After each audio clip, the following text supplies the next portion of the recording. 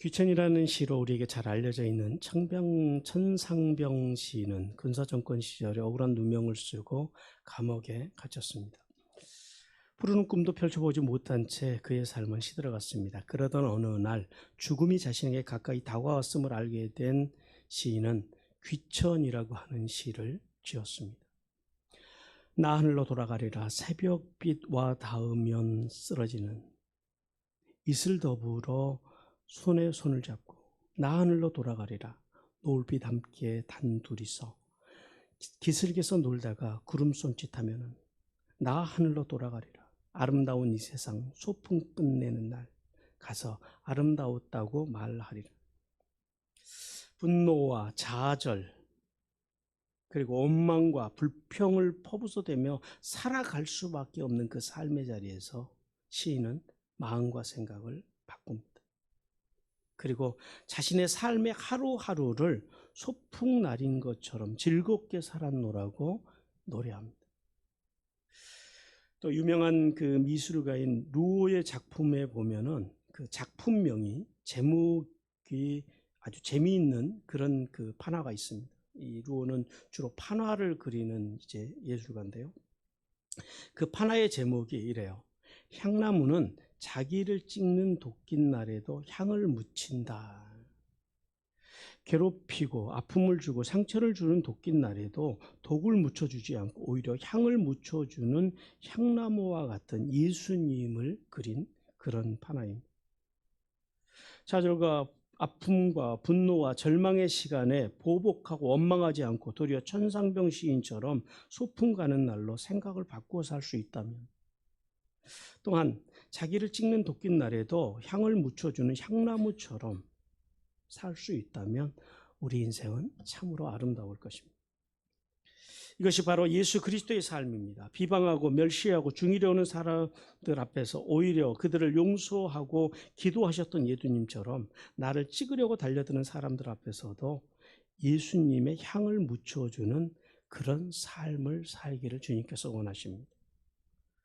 자, 오늘 하나님께서는 본문에서 람에게 자녀들을 통하여서 하나님을 떠난 인간들이 확산시킨 문화와 문명의 특징과 한번 인간 속에 들어온 죄가 뿌리를 내려서 얼마나 무섭게 번성해 가는지에 대해서 말씀하십니다. 그리고 우리에게 그 죄를 경계하라고, 그것도 그냥 경계하는 게 아니라 철저하게 경계하라고 주님께서 말씀합니다. 자, 본문을 통해서 하나님께서는 저희들에게 두 가지 말씀을 오늘 주십니다. 첫 번째는 하나님께서는 하나님의 선물인 문화와 문명을 선하게 사용하기를 원하신다라고 말씀합니다. 하나님께서는 가인과 그의 후손, 그들이 비록 하나님을 떠나긴 했지만은 그들에게서 재능은 빼앗지 않으십니다. 왜요? 하나님은 이 땅의 모든 생명이 있는 것들에게 생육하고 번성하는 복을 동일하게 주셨기 때문에. 그래서 노아 이전 시대의 인류 문명, 그 문명 가운데서 가장 화려한 꽃이 언제 피냐면 이때 핍니다. 람에게 자녀들에 와서 최고로 화려한 문명의 꽃이 피어납니다. 물론 노아의 홍수 때 다 이제 없어지긴 합니다만, 먼저 20절 말씀을 보니까 람에게 장자였던 야발은 육축 치는 자의 조상이 되었다고 말씀합니다. 이 야발이라고 하는 이름이 흐르다, 인도하다, 이끌다 이런 뜻이거든요. 무슨 말이냐면은 아벨의 시대, 그러니까 사실은 제일 먼저 육축을 한 사람이 누구예요? 목축업을 한 사람이 아벨이에요. 그런데 오늘 성경 말씀에서 뭐라 그러냐면 야발이 모든 가축 치는 자의 조상이었다 그래요. 왜 그랬을까요? 아벨은 한 장소에서 가축을 치면서 살았더라는 거예요. 그런데 야발은 오늘 본문에 보니까요, 풍성한 물과 풀을 찾아서 가축들을 이리저리 이끌고 다니면서 목축업을 한, 즉 유목민의 조상이 누구라고요? 야발이었다라는. 그리고 이 야발은 최초로 이동하는 천막을 만든 사람입니다. 그리고 이동하면서 목축업을 하는 것을 최초로 고안해낸, 생각해낸 그런 유목민의 조상이 되었습니다. 우리는 이 야발을 통해서 세 가지를 한번 생각해 볼 수 있습니다. 첫 번째는 뭐냐면, 야발이 왜 한 장소에서 목축업을 하지 못했을까요? 그만큼 가축들이 많았다라는 거예요. 무슨 말이에요? 그는 수많은 육축을 거느린 부자였다라는 거예요. 그리고 또 한 가지 생각해 볼 수 있는 것은 이제 그가 이제 한 장소에서 그 목축업을 못할 만큼 수많은 그 가축들을 가졌다고 하는 것은 그가 부자였다라는 거잖아요. 그럼 상대적으로 누군가는 그만큼 가지지 못한 가난한 사람도 있었을 거라는 거예요. 그러니까 이 야발의 시대에 와가지고 빈과 부가 이제 인간들 속에서 생겨나기 시작했다라는 거예요. 그리고 마지막 세 번째는 우리가 그 진화론에 보면은 그러잖아요. 인류 초기에는요, 수렵과 채집 생활을 하다가요, 훗날에요, 짐승들을 잡아서 사육해서 그렇게 해서 이제 목축업이 그렇게 해서 점점 진화되었다라고 말합니다. 그런 진화론자들의 주장이 허구라는 거예요. 우리가 창세기를 이미 쭉 지금 하나님의 말씀을 따라오고 있지만 하나님께서 처음 지으실 때부터 가축과 들의 짐승을 따로 구분해서 지으셨고요. 그리고 이제 이미 아벨의 시대부터 아담의 시대 때부터 이제 이 목축업이 인류 초기부터 시작이 됐더라라는 거예요. 그 다음에 두 번째 21절에서는 이제 수금과 퉁소를 잡은 자 유발에 대해서 말씀합니다. 이 유발이라고 하는 이름도 어원은 야발하고 똑같아요. 흐르다 이런 뜻을 가지고 있습니다. 그래서 유발은 물이 흐를 때에 나는 소리와 같이 아름다운 악기를 만들어서 물이 흐르듯이 아주 능숙하게 악기를 연주했던 그런 음악가로 보여집니다. 그러니까 야발이 인류 최초의 부자, 자산가예요. 유발은요, 어떤 사람이었을까요? 하나님을 떠나 있으니까요. 인류 최초의 이제 낭만가, 향락을 추구하는 자였을 것입니다. 그리고 계속해서 22절 상반절에 보니까 구리와 쇠로 기구를 만드는 자 두발가인에 대해서 말씀합니다. 람에게 두 번째 아내인 실라의 아들인 이 두발가인은 이 두발이라고 하는 말, 그러니까 이 투발이라거든요. 히브리어로 투발인데 이 투발이라는 단어도 야발, 유발 같은 어원이에요. 어원이 다 똑같아요. 세 자녀가. 그리고 그 야발, 그러니까 투발이라고 하는 그 이름 뒤에다가 가인이라고 하는 이름을 붙여요. 왜 가인이라는 이름을 붙였을까요? 이 이름으로 보아서 이 두발 가인은 이제 대장장이의 조상이면서도 가인과 같이 상당히 힘을 지향하고 그리고 폭력과 무력을 숭배했던 그런 강한 인물로 추정이 됩니다. 어쨌든 두발 가인은 구리와 쇠로 필요한 모든 물건들을 만드는 그런 대장장이의 조상들이 되었습니다. 자, 그런데 우리가 오늘 이 두발 가인을 통해서도 크게 두 가지를 한번 생각해 볼 수 있어요. 첫 번째는 뭐냐면 두발 가인은 그의 그 7대조 할아버지 가인과 같이 그 다음에 아버지 람에게 정신을 물려받아서 철과 나가놓은 기구들을 만드는 거로 보아서 폭력과 무력을 주장했던 것으로 보입니다.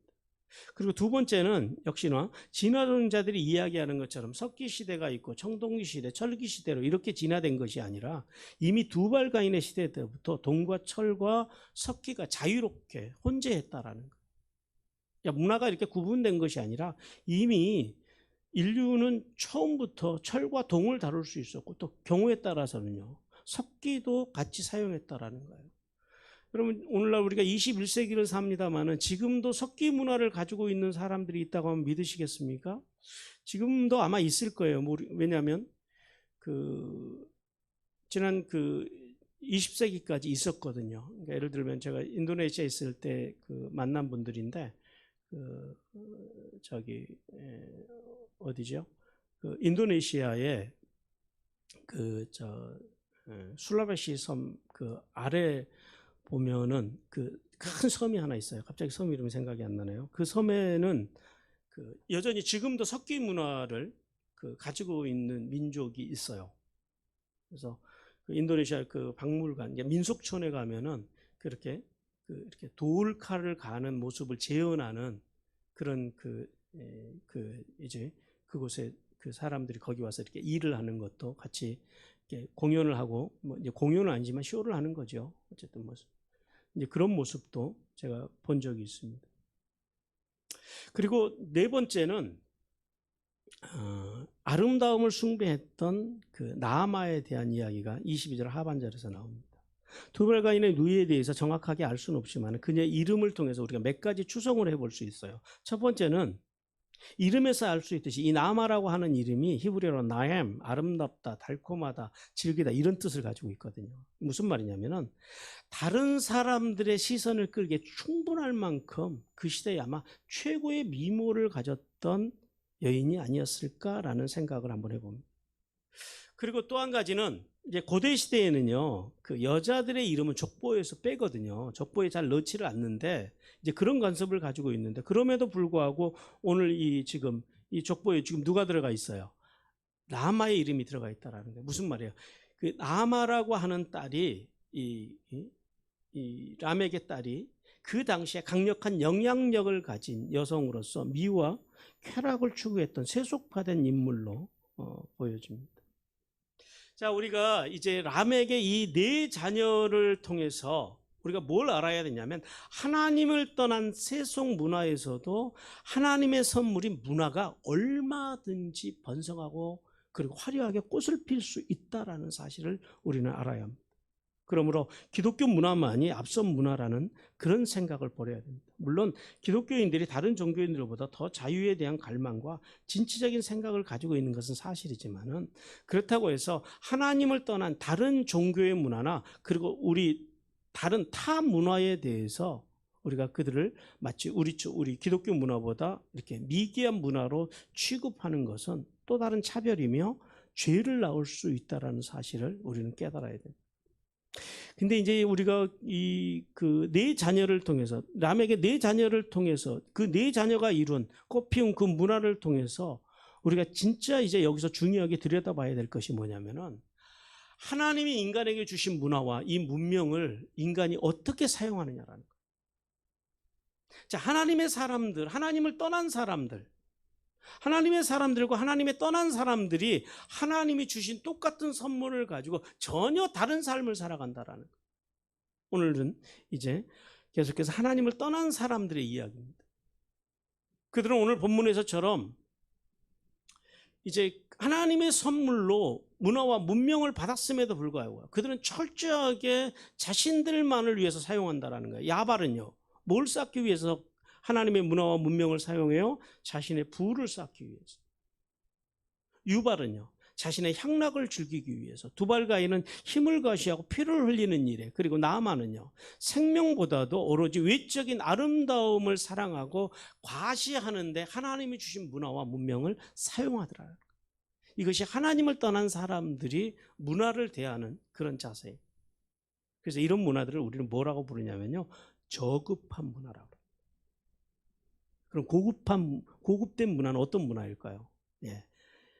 인간의 생명을 귀히 여기고 돕고 세우고 살리는 문화.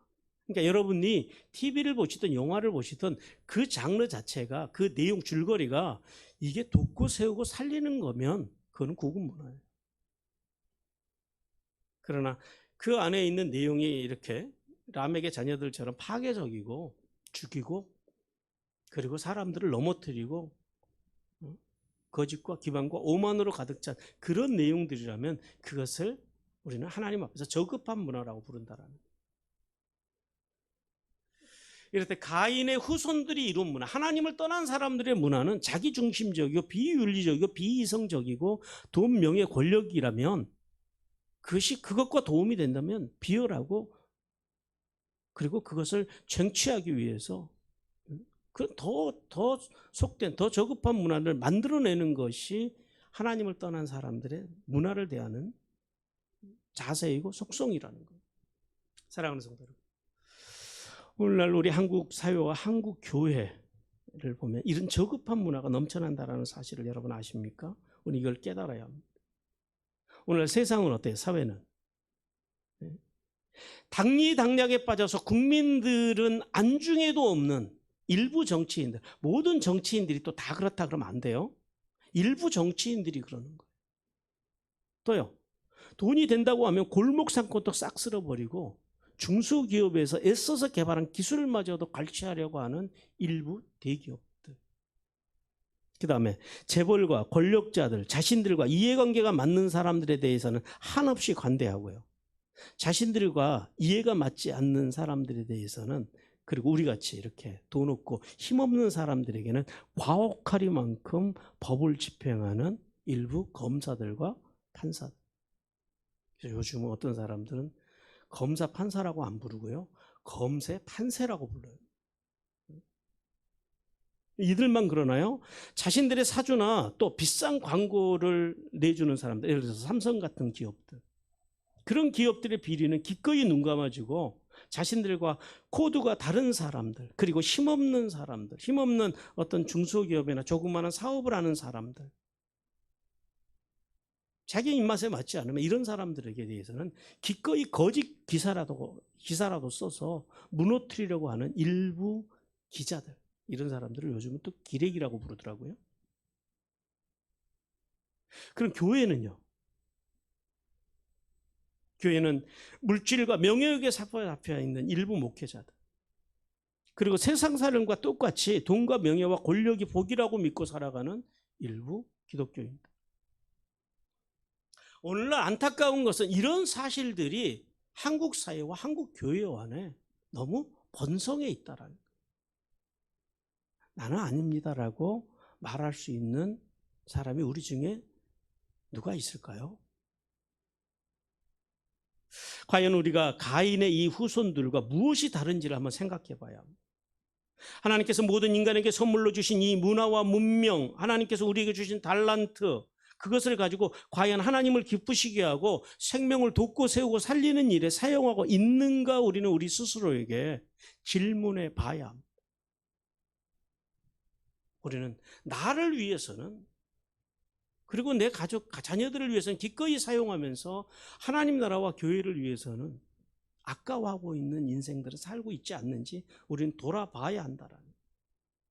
하나님께서는 야발의 부를 추구하는 삶, 그리고 유발과 같이 쾌락을 추구하는 삶, 두발과인과 같이 생명을 해롭게 하는 삶, 나마와 같이 외적인 것에 매여 살아가는 삶, 그 삶을 버리고 하나님의 생명으로 가득 찬 인생을 살라라고 말씀하십니다. 그러므로 구원받은 성도는 예수님과 같이 온유함과 겸손한 삶을 살아야 합니다. 온유함이라고 하는 것은 정확한 의미는 그런 거예요. 내가 힘이 있어요. 근데 그 힘을 가지고 부드럽게 대하는 것, 이걸 온유함이라고 그러는 거예요. 힘이 없는데 부드러운 것은 온유함이 아닙니다. 겸손도 마찬가지예요. 내가 힘이 있어요. 힘이 있는데 사람들 앞에서 그 힘을 가지고 낮아지는 거예요. 그것이 예수님의 온유고 그것이 예수님의 겸손이에요. 이걸 배워야 된다라는 거예요. 그리고 하나님께서 주신 달란트 가지고 하나님께서 우리에게 주신 문화와 문명을 가지고 잘 생명을 살리는데 사용해서 하늘의 복과 땅의 복을 받는 성도들이 되기를 주님께서 간절히 원하십니다. 두 번째 하나님께서 주시는 메시지는 이겁니다. 하나님께서는 악과 독이 의로움보다 훨씬 빠른 속도로 성장한다라는 거예요. 그러므로 죄를 멀리하고 의로운 삶을 살기 위해서 뭐 하라고요? 발버둥 치는 삶을 살으라는 거예요. 하나님께서는 원망과 자만심으로 가득 찬 인류 최초의 이 람에게 시를 통해서 인간의 죄의 본성이 어디까지 발전해 가는지에 대해서 말씀하십니다. 근데 안타까운 것은 인류의 이러한 화려한 문명과, 그리고 이 오늘 시, 그러니까 최초의 문학 작품이거든요, 이게. 이 람에게 시가 성경에 나오는 최초의 시예요. 이 인류 최초의 문학 작품의 주제가 뭐예요? 살인이라는. 이제 뒤에 말씀드리겠습니다만, 단순히 한 사람을 죽인 살인이 아니라 살육을 했다라는. 이 시로 보아서, 이 람에게 시를 통해서 하나님께서는 우리에게 세상 문화를 대하는 우리의 자세가 어떠해야 되는지에 대해서도 말씀합니다. 첫 번째 23절을 통해서 죄악에 물든 인간의 잔혹성을 보여주는 람에게 대해서 말씀합니다. 여러분, 람액이 누구입니까? 우리가 지난 시간에 이미 람액에 대해서 말씀을 드렸습니다만은, 람액은 인류 역사상 처음으로 2명의 아내를 둔 사람입니다. 그래서 이 결혼의 신성함을 파괴한 사람, 그래서 하나님의 창조의 질서를 어지럽힌 인물이 바로 라멕. 그런 그가 오늘 본문에서 뭐라 그래요? 하나님의 창조의 질서를 파괴했을 뿐만 아니라 자신의 아내들의, 그 아내들의 이름을 자랑스럽게 불려가면서 자신의 살인의 죄를 과시하고 있다라는 사실입니다. 라멕은 오늘 본문에 보니까요, 아내들에게 2번이나 들으라고 그럽니다. 근데 이게 원문에 보면 들으라고 하는 단어가 각각 달라요. 앞에 있는 들으라는 쉐마입니다. 귀로 듣고 마음에 새기고 그리고 손과 발로 행하라는 거예요. 내 이 삶을 너희가 듣고 새기고 나를 본받으라는 거예요. 이게 이제 첫 번째 들으라고요. 두 번째 들으라는 아잔이라고 하는 단어인데요. 이게 어떤 단어냐면 귀를 쫑긋 세우고 집중해서 들으라는 거예요. 그만큼 중요한 이야기라는 거예요. 그래서 이 람에게 2 아내가 귀를 쫑긋 세우고 마음을 다해서 남편이 하는 말을 들어봤어요. 그랬더니 그 남편의 말의 내용이 뭐예요? 자신의 몸에 난 작은 상처 하나 때문에, 오늘 본문을 보니까 그래요, 전도가 양양한 젊은이들을 무자비하게 살육했다라는 거예요.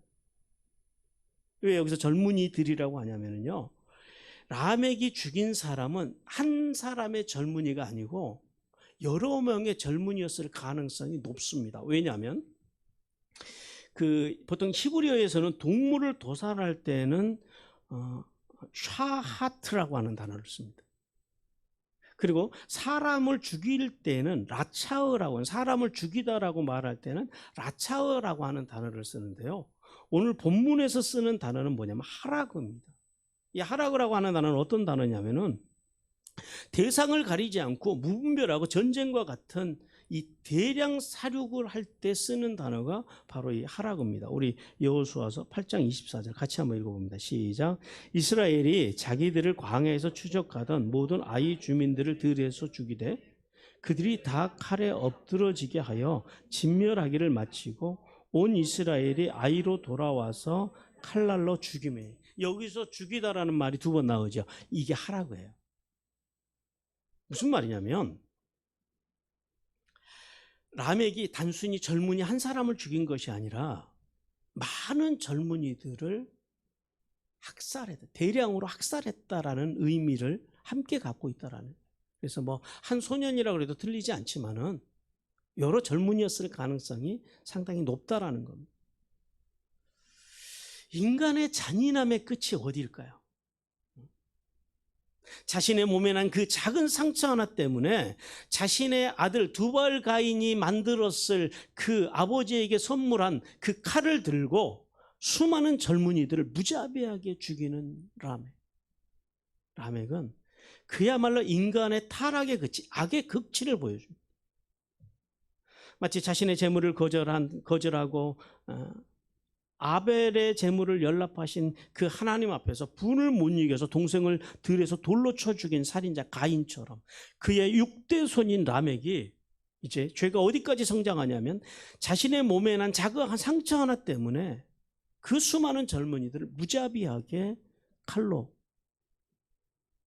살육하는, 그리고 그 살육한 것을 이제 어떻게 해요? 그러면 좀 두려워하고 떨만도 하잖아요.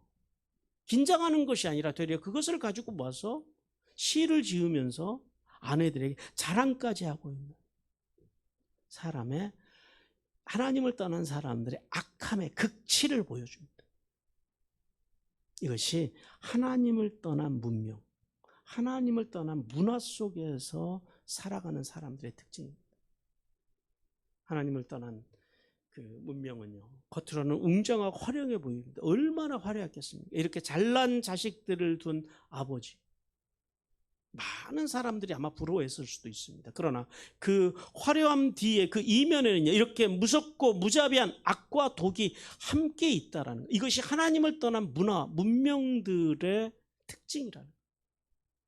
그래서 여러분, 우리가 가능하면 이것을 알고 분별하면서 세상의 문화를 대할 줄 아는 지혜가 필요하다라고 주님께서 말씀하십니다.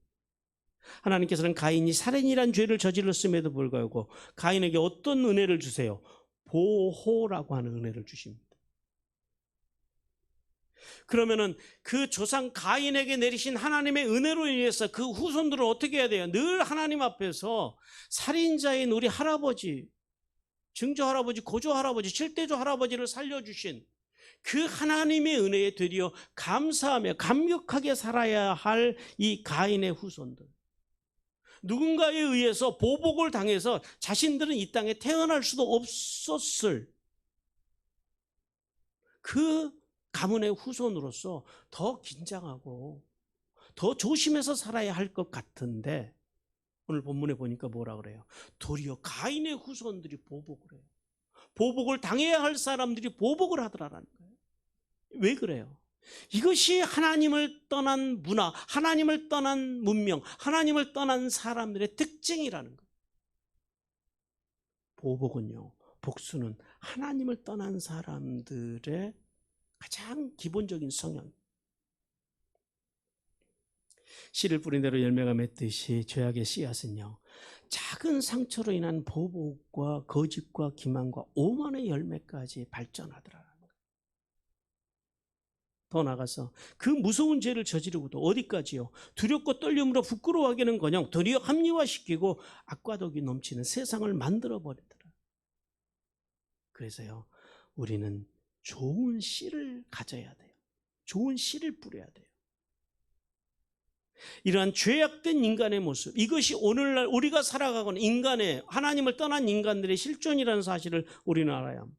성도 여러분, 그래서 이제 하나님께서는 그러한 죄의 본성, 죄의 씨앗을 가진 우리에게 이렇게 말씀하십니다. 우리 로마서 12장 21절 같이 읽습니다. 시작. 악에게 지지 말고 선으로 악을 이기라. 어떻게 하라고요? 선으로 악을 이기라는 거예요. 너희 마음의 그 본성 속에 있는 그 악, 하나님께서는 그 악이 너희 속에 있음을 인정하라라는 거예요. 그 악의 실체를 똑바로 알으라라는 거예요. 우리도 언제든지 우리가 하나님의 말씀 앞에서, 하나님 앞에서 서 있지 않으면 가인의 후손들과 같은 그런 악에 빠질 가능성이 충분히 있다라는 거예요. 그래서 주님께서 하시는 말씀이 그래요. 너희 속에 있는 악을 인정하고 그 악을 뭘로 이기래요? 선으로. 그 선이 누구예요? 예수 그리스도로 이기라. 예수 그리스도의 말씀으로 이기라라는 거예요. 그 스위스 추리 대학의 에른스트 페어 교수라는 분이 계십니다. 이분이 이제 뭘 연구하셨냐면은 비즈니스 세계, 우리가 사업을 하는 그 세계에서 사람들이 어떤 결정을 할 때 어떤 마음으로 결정을 하는지를 연구를 했어요. 그런데 재밌는 결과가 나오는데요. 사람들이 이 비즈니스 세계에서 어떤 결정을 할 때 40% 이상의 사람들이 자신과 경쟁 관계에 있는 사람들 있잖아요. 이런 사람들에게 복수할 것을 목적으로, 보복할 것을 목적으로 결정한다라는 거예요.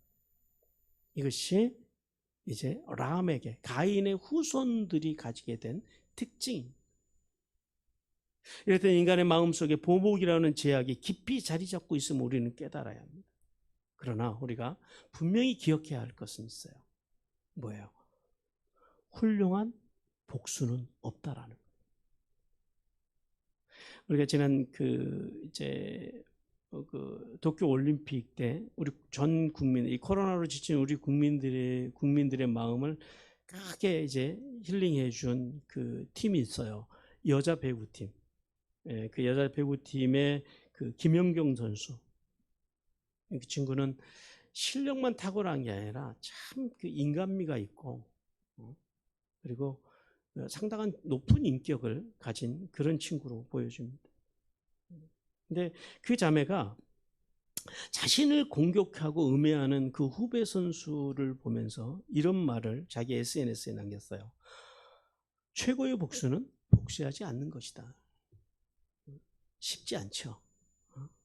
충분히 그만한 힘을 가진 친구거든요. 김연경 선수 말 한마디에 따라서 우리나라 배구계가 좌우될 만큼 이제 우리나라 안에서도 또 국제적으로도 세계에서 최고의 높은 연봉을 받는 그런 선수인데, 그런 선수가 어떻게 보면은 자기가 볼 때는 한참 어린 그런 그 이제 후배들이 자신을 공격해 오는 것을 보고 그 자신의 힘을 사용해서 복수하려 하지 않고 되려 이제 대응하지 않는 그런 자세는 참 좋은 인격을 가진 그런 자매로 보여줍니다. 참된 그리스도인은요, 라멕과 같은 잔혹한 복수의 삶을 살지 않습니다. 그래서 그리스도인들은요, 예수님처럼 우편에 있는 강도가 회개하니까 주님께서 십자가에서 그 강도를 어떻게 해요? 용서하시잖아요. 좌편에 있는 강도는 회개를 안 해요. 그리고 예수님을 향해서 원망과 저주만 합니다. 근데 주님께서는 십자가에서 그를 미워하지 않아요. 그에게 저주하지 않으세요. 그에게 보복하지 않으세요. 그리고 그를 있는 그대로 그냥 인정해 주십니다. 용납해 주십니다. 그리고 우편의 강도만 회개하는 강도만 하나님의 나라로 받아들이시더라라는 거예요. 원수 갚는 것이 어디 있다 그래요? 하나님께 있다라는 거예요. 우리가 그런 신앙의 자세를 가져야 해요. 회개하는 사람들에 대해서는 우리가 기꺼이 용서해 주고, 그러나 회개하지 않는 사람들은요, 그들을 있는 모습 그대로 인정해 주고 하나님께서 갚으실 것을 바라보고 하나님께 맡겨드리는 삶을 살아가라라고 주님께서 말씀하십니다. 하나님의 자녀들은 죄악된 세상에 살아가면서 하나님을 떠나 하나님을 떠난 이 세상의 타락의 속도가 얼마나 빠른지를 알아야 돼요. 그리고 이 타락의 깊이가 얼마나 심각한지를 우리는 알아야 합니다. 그러므로 은혜로우신 예수 그리스도를 믿어서 구원받고 세례를 통하여 그리스도와 연합되어 성화의 삶을 통하여 인격 신앙으로 살아가는 성도들은요, 오직 죄 없으신 예수 그리스도의 온유한 성품을 본받아서 돕고 세우고 살리는 생명의 부양자의 삶으로 하늘의 복과 땅의 복을 받는 성도들이 되기를 주님께서 원하십니다. 마지막 24절 말씀해 보니까요, 하나님을 모독하는 라멕에 대해서 하나님 말씀하십니다. 하나님께서는 라멕이 보복이라고 하는 이 무서운 죄를 짓고도 하나님의 형벌을 두려워하기는커녕요, 이제 이렇게 24절에서 이야기합니다. 가인이 살인죄를 지었을 때 하나님께서 가인에게 베푸셨던 그 은혜의 말씀을 기억하는데요, 먼저 우리 창세기 4장 15절 같이 한번 읽어봅니다. 여호와께서 그에게 이르시되 그렇지 아니하다. 가인을 죽이는 자는 벌을 7배나 받으리라 하시고 가인에게 표를 주사 그를 만나는 모든 사람에게 죽임을 면하게 하시니. 라멕이 아벨을 살해한 가인에게 보복하는 자에게는 하나님께서 몇 배의 벌을 내리신다고 그러셨어요? 7배의 벌을 내리시겠다는 그 하나님의 말씀을 인용해요. 그러니까 무슨 말이에요? 라멕이 하나님을 몰라서 죄를 짓는 게 아니더라라는 거예요. 가인의 6대 손인 라멕이 6대 손 할아버지가 혹시 뭐 했는지 여러분 아십니까? 우리는 모르잖아요. 그런데 알아요. 근데 아는 이유가 있어요, 사실은. 왜냐하면 이때까지 아담이 살아계셨고 가인이 살아계셨기 때문에 그래요. 그래서 아는 거예요. 어찌됐든 그 할아버지의 삶들, 그 에덴 동산에서부터 이야기를 이미 다 알고 있다라는 거예요. 그런데요, 가인과 같이 죄에게 마음의 문을 활짝 열어주고 죄가 자기 삶에 들어와서 마음껏 활동할 수 있도록 그렇게 살아가는 이 라멕이 그 할아버지에게서, 가인 할아버지에게서, 7대조 할아버지, 6대조 할아버지에게서 들은 그 하나님의 말씀을 인용해서 그럽니다. 자기가 보복했잖아요. 자기가 보복했다고 그런 나에게 또 보복하는 사람이 있으면 그에게 몇 배 벌이요? 77배의 벌이 임할 것이라고 말합니다. 뭘 말하는 거예요? 가인에게 내려주셨던 그 하나님의 긍휼, 7배의 벌을 내린다고 하는 것은 하나님께서 가인의 생명을 보존하기 위한 하나님의 은혜거든요. 긍휼이거든요. 그런데 오늘 라멕은요, 그 하나님의 긍휼을 잔인한 보복의 논리로 바꿔서 하나님을 모독하는 무서운 죄를 저지른다. 이게 뭐예요? 죄의 확장성이에요. 어떤 사람하고 사느냐, 어떤 조상을 두고 살아가느냐, 어떤 조상으로 우리가 살아가느냐, 어떤 후손을 남기느냐는 굉장히 중요합니다. 가인의 그 살인의 죄가 오늘 6대 손인 람에게 와서는요, 그냥 작은 상처 하나 때문에 보복이라고 하는 그 수많은 젊은이들을 죽이는, 보복하는 무서운 죄로 성장했다는 사실을 우리는 기억해야 합니다. 성도 여러분, 죄가요 우리에게 어떻게 들어오는지 보세요. 죄는 우리가 죄를 최초로 만나는 기관은 눈과 귀입니다. 눈과 귀로 우리는 죄를 처음 만납니다. 그럼 이 죄가요, 이제 눈과 귀로 죄와 접촉을 하잖아요. 그럼 이 죄가 우리 속에 들어오는데 제일 먼저 우리 속에 들어와서 어디에서 또아리를 들어요? 자리를 잡아요. 마음에 와서 자리를 잡니다. 그리고 이 마음이요, 이 마음 속에 들어온 죄가요, 생각으로 발전을 합니다. 그리고 그 생각이요, 언어로 확장이 돼요. 그리고 행동으로 나가는 거예요. 여러분, 새가 머리 위로 지나가는 것을 막을 수 있어요, 없어요? 없어요. 그러면 새가 내 머리에 와서 둥지를 트는 것은 막을 수 있어요, 없어요? 있어요. 무슨 말이에요? 눈과 귀로 죄가 접촉하는 것, 이건 우리가 막을 수 없다라는 거예요. 그럴 수 있다라는 거예요. 그거는 우리의 영역이 아닙니다. 근데요, 죄가 우리의 마음속에 와서 또아리를 트는 것은 막을 수 있어요, 없어요? 있어요. 자, 머리에서 여기에 머리카락에 불이 붙으면 어떻게 하면 돼요? 손으로 꺼버리면 돼요. 아니면 물속에다가 머리를 담그면 돼요. 이걸 뭐라 그래요? 마음 관리라 그래요. 마음 관리. 그래서 하나님께서는 우리에게 이 죄가 너희 속에 들어와서 자리를 잡지 못하도록 뭘 잘하래요?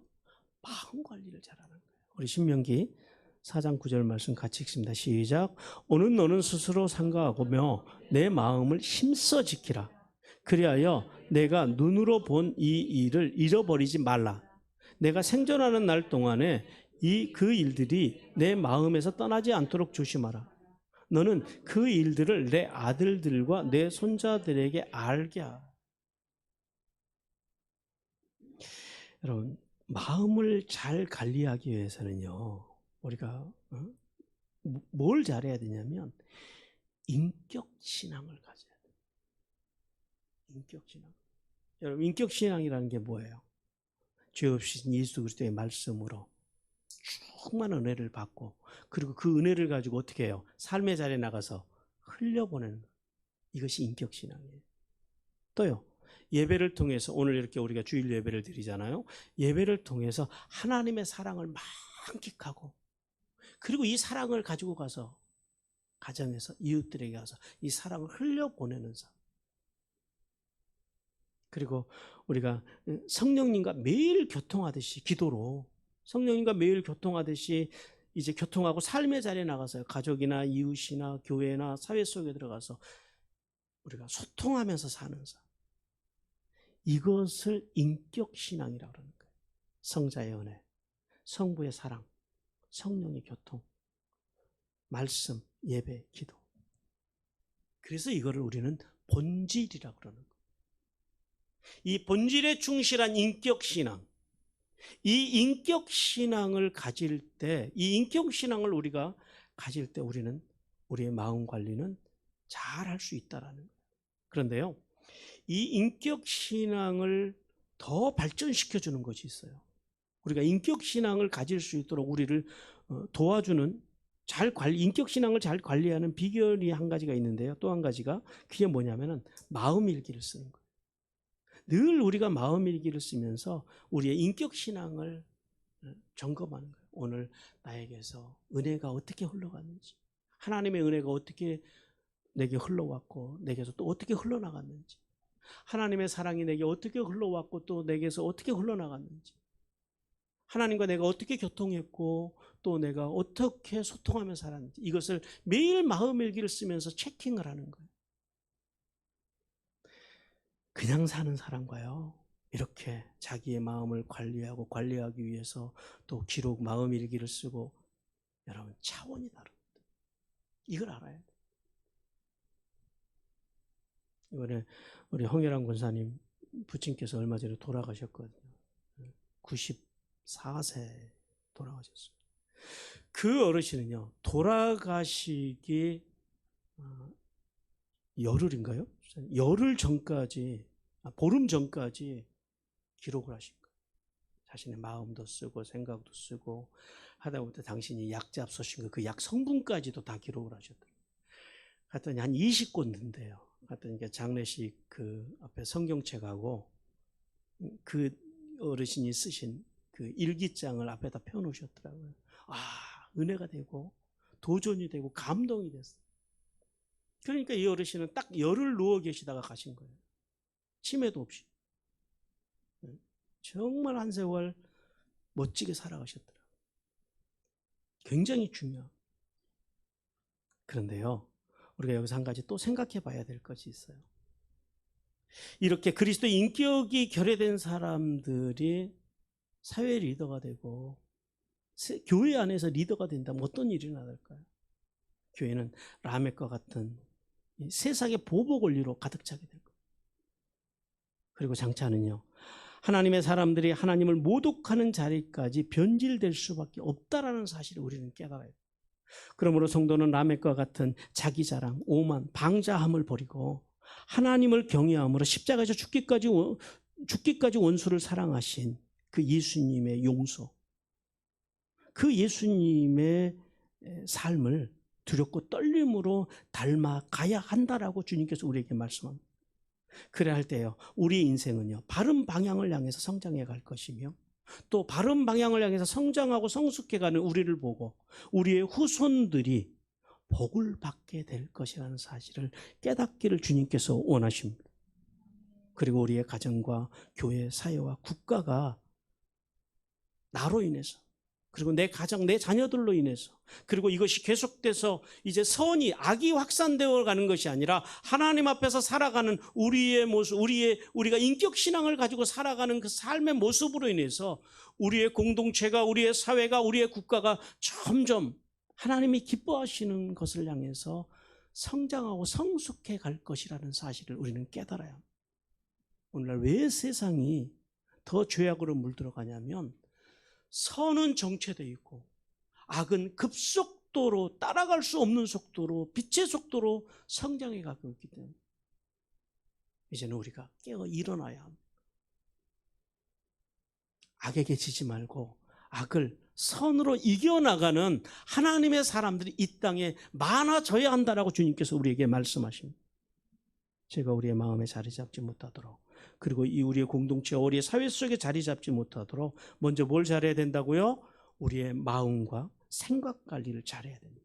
그리고 온유하고 겸손한 삶을 통해 하늘의 복과 땅의 복을 받는 성도들이 되기를 주님께서 간절히 원하십니다.